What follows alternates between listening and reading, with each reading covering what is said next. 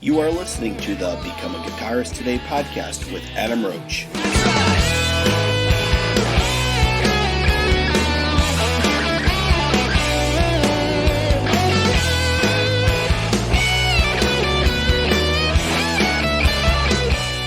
Hey there, and welcome to episode number 139 with my guest today, Gilby Clarke. Now, the opening track you are hearing is from Gilby's new album called The Gospel Truth, and the song is titled Rock and Roll is Getting Louder. So throughout the podcast, you'll be able to hear some of the songs that are from the album as well. So in today's podcast, we talk all about the new album. We talk about Kings of Chaos, his daughter's band, which is called Frankie and the Studs, plus playing with heart, and being on the show Supernova. And we also touch on a little bit of a band he was in called Guns N' Roses. So again, thank you to my sponsors, Yousician, Custom Guitar Picks, and Shred Guitar Worx. So let's go over the interview now with Gilby Clarke. Congratulations with the new album too. It's great. Thank you. I'm very happy. Like, I was happy, you know, when I finished everything, I was like, all right, I got it. Like, I was happy. It's exactly what I intended it to be. So when did you actually start the process of this album? The album's honestly been done actually for almost a couple of years. Okay. So I started it maybe about 4 years ago, you know, because a lot of the guys, you know, are on tour. So I got to kind of get them when I can, you know, so it was pieced together over time. But yeah, it's been done for a while.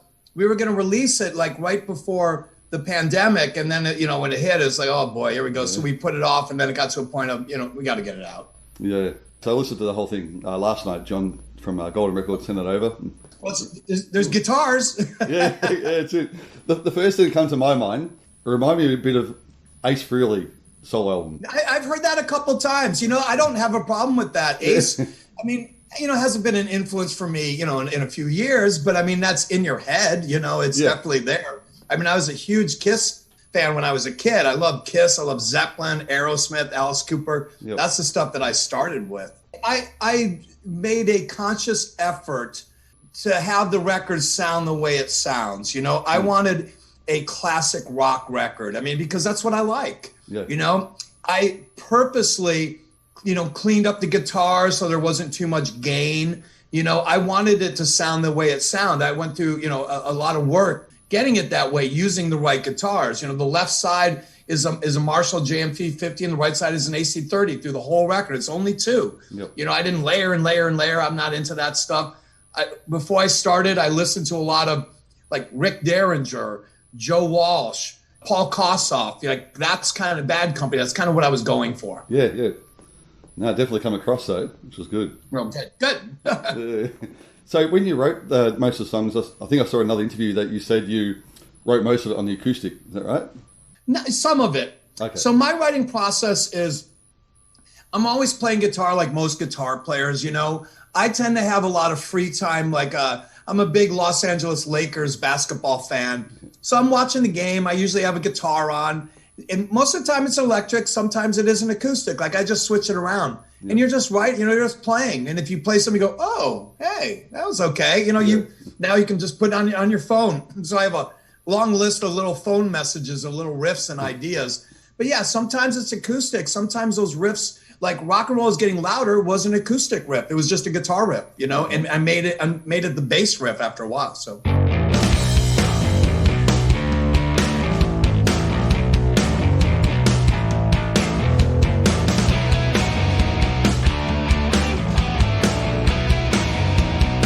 Actually, yeah, talking about that song, that's the one you got the video for, isn't it? Yes. Yeah, which I watched this morning. It's really cool. So yeah, it's fun. It's fun having all the cameos and stuff. That was an accident, but it was nice to have the guys on. Yeah. So all those ones, all the people that you went to, they're all your friends, are they? Yeah. I mean, everybody that's on the record, everybody that's in the video are friends. I mean, we're lucky that we have a nice pool of good musicians, you know, where I live here in Los Angeles.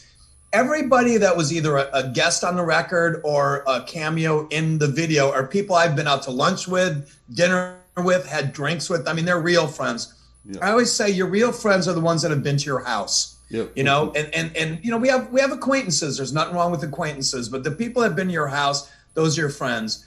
And yeah, Slim Jim, I've known for 100 years. Tame Me Down, 100 years. Teddy Zigzag. These are my buddies. Yeah. No, they did a great job. You never know. Thank you. Just like look like record store guys. Yeah, exactly.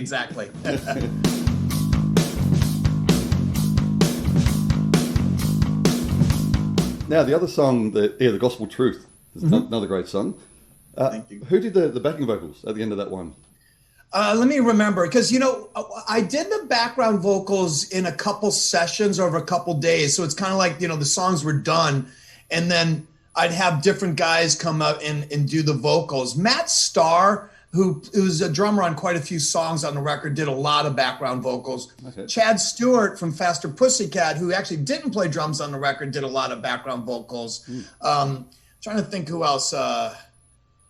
My buddy Nick did background vocals, and I think that those were Matt Starr and Chad Stewart did the backgrounds. But there's also horns on that song, and those are real live horns. And that's Cleto Escobar, who you see him every night on the Jimmy Kimmel show. He's the band leader and the horn player, and he did all the horns on it. Okay. Because it was done a couple years ago, and Cleto did it while they were on the show. They have a recording studio. So I sent him the ideas on a keyboard, and then they made them live. They used the horn section, and they recorded while they're on the show, and they take a break. They go in the studio and record my horn parts. Yeah, no, definitely adds to the song, though. It's great. Really cool. Yeah, to me, it had kind of a Stones feel like Bitch was the idea. Like when I did the horns, I was thinking like Bitch, like ba-da, ba-ba-da, ba-bam-ba. That was the idea. So. Yep. The gospel truth.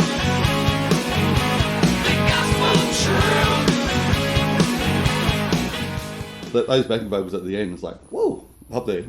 I know that. Yeah, that's Roberta. Roberta Freeman. I should probably correct myself. When you were talking about background vocals, that was Roberta Freeman who did those high, lovely lady vocals. Yep. Roberta was our background singer in the GNR years when we played live, and she's been playing with Pink Floyd over the last couple of years. But yeah, that's Roberta doing all that wonderful, like gospel vocal.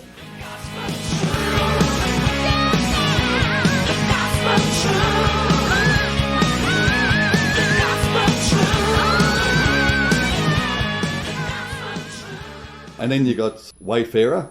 It's the slow bluesy song, which is really cool. Yeah. Teddy did such a great keyboard part on that song. Like, we kind of lay stuff down, and then you got to edit, figure what works. When he did that track, it made the track as far as I was concerned. I actually cut a lot of my guitars out because I thought the keyboards really laid the groove for that song. Yep. Now, Wise Old Timer, you got the slide solo. Now, I was going to ask you, was that do you tune to open tuning? Open G. Oh, open G, okay. Yeah, I'm always a half step down, Yep. So then it's open G. Yeah, okay. So it's open G a half step down. Yeah, I've been doing that one for years. But that song is actually more about Billy Gibbons than it really is about anybody. Yep. We were out to dinner one night, and Billy was telling a story, and it dawned on me that I've heard that story before, but it was a different version of the story. Okay. And so I just kind of like chuckled to myself. And so that song is just kind of about, honor or listen to the wise old timer, like pay attention when he talks. Yeah. That's what it's really about. That's really good. Now, probably one of my favorite songs, I've listened to it a couple of times, is the ending, which is a good party song, I reckon. Thank you. One of my favorites too. Yeah. I really picture that one live, like everyone just going crazy. Yeah. So that song was actually the very last song I tracked for the record. The very last song. Yeah. And once again, it was a riff that I had, and it was a bass riff that I had, and then I made the song around. And then that's Jorma Vic, who is a drummer with Eagles of Death Metal. He also played a band called The Bronx, played drums on that track. That's actually me playing bass and guitar, because I was finishing up the record and I didn't really have time to get a bass player in there, so I just knocked the bass out. Yeah.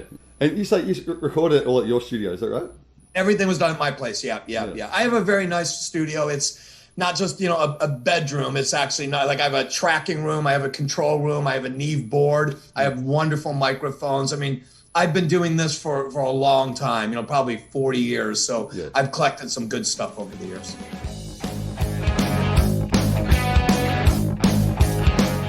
Yeah, but overall, great album. Thank you. And They said it's good. It's good fun for guitar players. I mean, look, there's a lot of great music out there. You know, if you like Steve Vai and Joe Satriani, there's some great tracks. You know, like I said, Ace Frehley's still making records nowadays. Richie Kotzen makes great records. You know, it's a little bit for everybody. Like I said, this is my groove. You know, after all these years, I found a really good groove that I enjoy. So yeah. Now the other thing is, you and I have like a little thing in common. Like my daughter, she'll be 26 in February. But she plays guitar and sings as well with me. Nice. So I noticed, you got your daughter, she got the band. Frank, my daughter has a band called Frankie and the Studs. And yeah, she's same thing. She's 26. She plays guitar and she sings. Yeah. And she's doing really well right now. She actually signed with an Australian label called Punctured Media. Okay. And she put out her first single. It's called Victim. It came out like last year, but she has a new single that's actually going to drop, I think, within the next couple weeks. So she's been doing really well. She's kind of, you know, if you see her, you'd think she looks like a modern version of like Joan Jett or something like that. Like it's punk rock, but it's got a little bit more of a pop edge to it. Yeah. So you must be really proud. I mean, like every time I play with my daughter, you just get that huge buzz. It's a great feeling. It's a great connection. Yeah. You know, it's a great connection when you can play guitar with your daughter, you know, and like my daughter plays well, you know, so we can, you know, play acoustic together. We've done a couple like live streaming things where we both played acoustic together, you know, played songs and it's always, it's so great to have that connection. Yeah. So did she record at your studio? Sometimes. So in her early days, I did everything, but you know, I want her to live her life. Yep. You know, I want her to get out there, meet people, meet producers, meet engineers. You know, I mean, I gave her the basics, you know, so, you know, she knows what to do when she's in the studio. Like she cuts her own guitar tracks, sings her own vocals, you know, so she's got the skills, but she needs to get out there and live her own life. Yeah. But no, like I said, it's a great bond though. Like my daughter's been playing since this high. Yeah. And the same here. She started, I think, when she was 10. I gave her a 59 Gibson Melody Maker single cutaway, and she still has it. And you know, now she's moved on. She likes Telecasters now.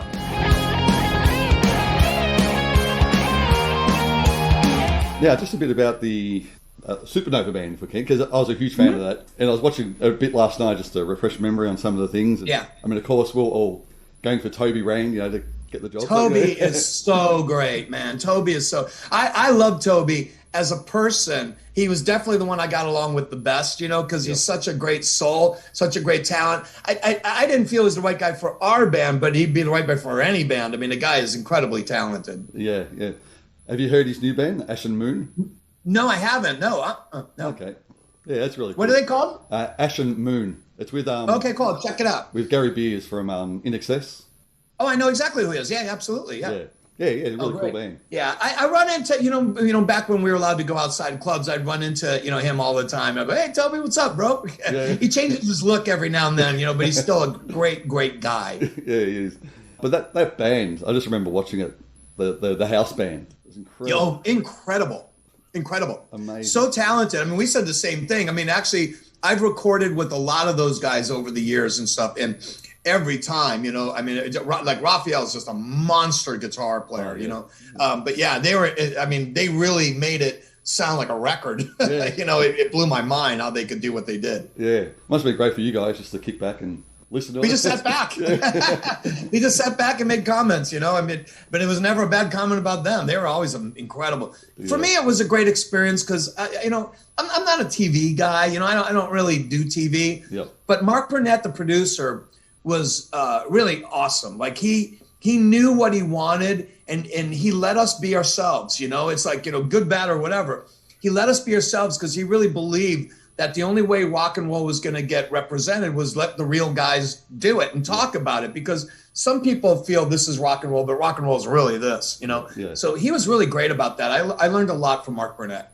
Actually, I mean, you know, since the pandemic, I haven't really seen anybody, but you know, I saw Tommy all the time, and Tommy was a friend long before that show and stuff, and Dave Navarro too. Yep. But, you know, I've done a lot of shows with Dave Navarro. We do a project together. But, yeah, I haven't seen anybody during this, so I don't know what the hell's going on. So what else have you got at the moment? So I know you got this album out. Are you still doing the Kings of Chaos? Is that still happening? Kings of Chaos is what I do a lot. Okay. Unfortunately, last year, we had a lot of shows lined up for the summer for Kings of Chaos. And obviously when pandemic hit, at the beginning, they were postponed only to be canceled later. So we're trying to get some of those shows back. We have something coming up in June out here in the States. Okay. I think that's going to be the first of many. But for me, Kings of Chaos is the icing on the cake. You know, it's after all these years of doing, you know, sometimes we do great gigs, sometimes we do small gigs. Kings of Chaos is always a pleasure. Matt Sorum does such a great job of collecting people, you know, and, you know, last time we did it was with Ace Frehley. We had Ace Frehley, Sebastian Bach, and I think it was Dee Snider on lead vocals. Wow. And it was incredible to play all those songs along with, you know, GNR songs. Warren DeMartini played guitars, some Rat songs. Yeah. I mean, it's just, I mean, you know, it's heaven having a project like that to us. So has there been any songs like, you know, from these guys, like the Rat songs, whatever, that you hadn't really played before and you had to like really knuckle down and learn it? All of them. I was never a guy. Look, I've never had a guitar lesson in my life. I never like picked up stuff and go, oh, let me learn that. It's just not. I learned playing guitar by writing songs, you know, and just playing. Yep. So I never learned covers. I was never in a cover band. Okay. So that's the first time I really had to learn other people's music, and it actually makes you really appreciate their music. Like, you know, doing Skid Row stuff, you know, some of those are and so that's fun stuff to play, man.